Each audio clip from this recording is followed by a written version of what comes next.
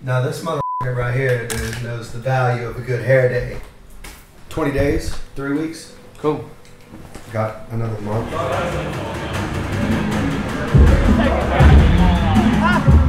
You played London a fair bit though. Yeah, London goes off, dude. London's legit. London's good times. Alright, Kobe, kicking it with Matt right here. Just want to let you guys know, Papa Roach will come to Brixton Academy October 10th. Looking forward to seeing you guys, man. Ooh, look at these two handsome blokes.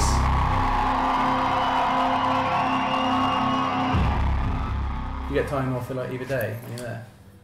I think we have 2 days off prior to the Brixton show. Yeah. So I'm stoked. That's cool. You're gonna like do stuff. Every time we're in London, it's always just like show up, work all day, play a show, party down, say what's up to some homies, and then bounce to the next city. So it'll be nice to, you know, fuck about the town and go eat some good Indian food. That's cool. Yeah, you'll get. That's my one goal. I'm like Indian. Yeah. It's a place called the Red Fort in London that I really like. Where's that? Do you know about it? I have no idea. I just know it's the Red Fort. The Red Fort. I just say it to the cabin like Red Fort, bro. Participation is required.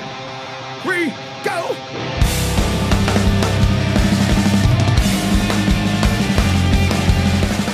We do a lot of food stuff in like the London. Oh, really? Yeah. Yeah, London's got so much good food, man. Okay, do you have to have like a diet? Lately, yeah. Like I'm not supposed to eat chocolate, and I just murdered some chocolate. Go, what you snacking on? What I'm not supposed to be snacking on? Chocolate. It's so good. No, just because I have bad acid reflux, and it's like when that stuff's coming up on my vocal cords, it burns your vocal cords, and it's just not good for any singer. But especially for me right now, because I'm recovering from my second vocal surgery, so it's like, yeah, I got to take care of myself. You know, I can't smoke cigarettes, don't smoke weed, don't pop pills, I don't drink, you know? So all that wild stuff is... What about like juice?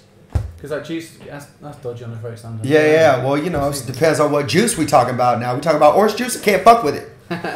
Yeah, dude, I just got to be very cautious. They gave me this long list, like, don't do this and don't... And I'm like, okay, let's be fucking real. Like, I'm going to do that. I'm going to drink coffee. You can... Yeah. There's just... I can't live without coffee. That's something else you'll get when you're in London. It's a good coffee. Oh, where am I going? Oh, mate, I'll hook you up.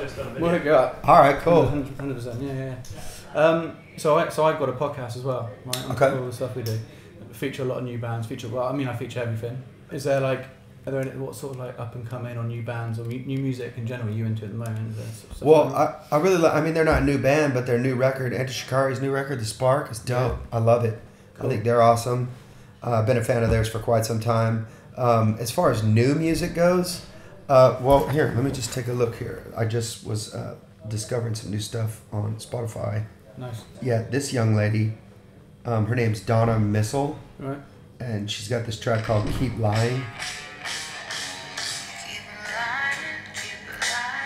I like it.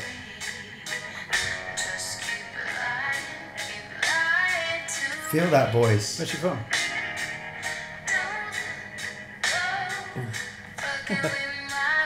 She's living in LA making a record.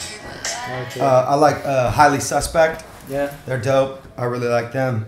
Those dudes are wild, man. I follow them on Instagram. They're up late night partying on live Instagram, and I'm like, oh man, thank God I didn't have Instagram Live or Facebook Live back when we were first popping off. It's mad, isn't it? But do you think though, like that in like that sort of social world has brought aspects of like rock and roll to a still like a bit quietness, because no one's you even like got a completely like banned phones and stuff, or you're just not doing it. I mean, it's different now than it was like 15 yeah, years ago. I mean, I guess like there was an era where I was like, no phones in the dressing room, no pictures, because I was up to no good. You know what I mean? I didn't want somebody busting out a camera, taking a picture of me being a dog.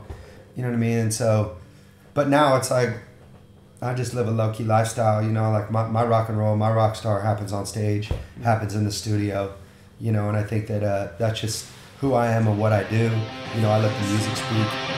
Terrified, paralyzed, something's gonna hold me. Let me go, I can't speak, choking on my crooked day.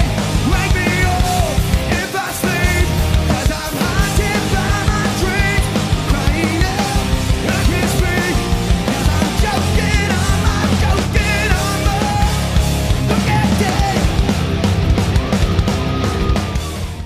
you could look at rock and roll like it could be the lifestyle. Do you know what I'm saying? But it's like, you fucking read the Aerosmith book.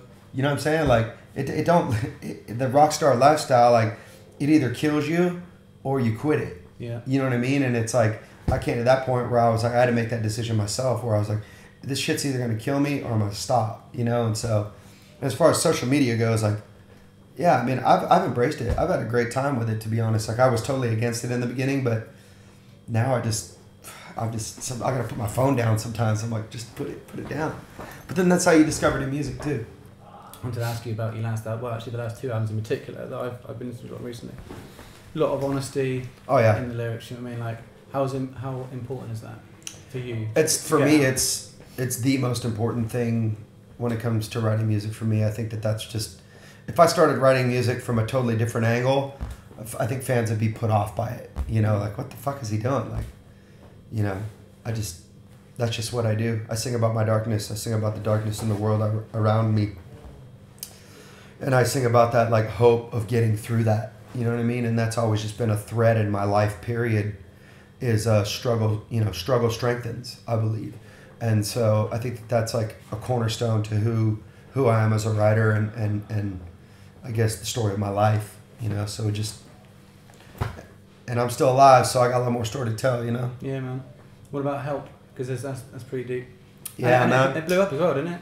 Yeah, it was big, man. For us, it was a hot song, especially in America. It went straight to #1, and it stayed at #1 for a long time, which was amazing. And we haven't had a song like light up like that in the States for us in a minute, you know. So it was like, we've had, like, you know, we've been in the top 10 for 20 singles, you know what I mean? But to have that #1 slot and stay in there strong was dope.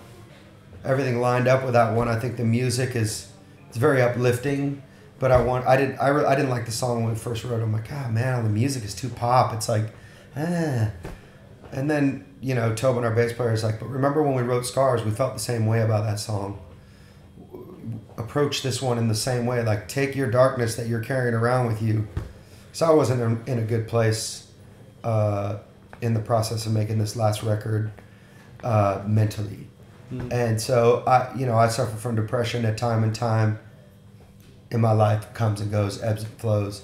And, you know, I just was sitting in the room with the producer, and this was, you know, as we're talking about writing this song, he's like, well, what the fuck's going on with you right now? And it's just like, you know, I'm like, I think I need some fucking help, man. Like, I just feel like I'm drowning in myself. Like, I just can't, like, get above water and just get a fucking breath. Like, you know, and he was just like, you just wrote the chorus right there. I think I need help, 'cause I'm drowning in my... Sometimes that's just what music is. It needs to be just real and raw and honest, and so I wanted to write about that. And, you know, we've found that, you know, a lot of our fans struggle with mental issues, whatnot, you know, and it's something that no matter what you look like or who you are or where you're from or what country or blah, blah, blah, like, mental illness doesn't see those boundaries, or, you know, it can affect anybody. So it's a very broad statement, but a very touching one at that time, you know, and our fans fucking dig that song. So it went from, like, most hated to one of my favorite songs.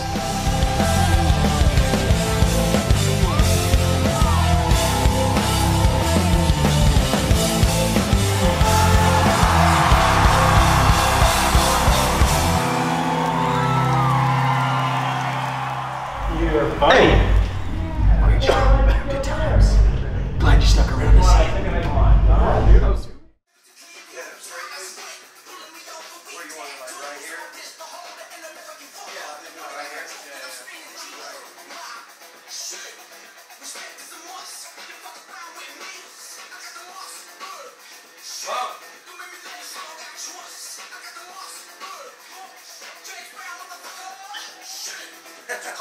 Let's set you up.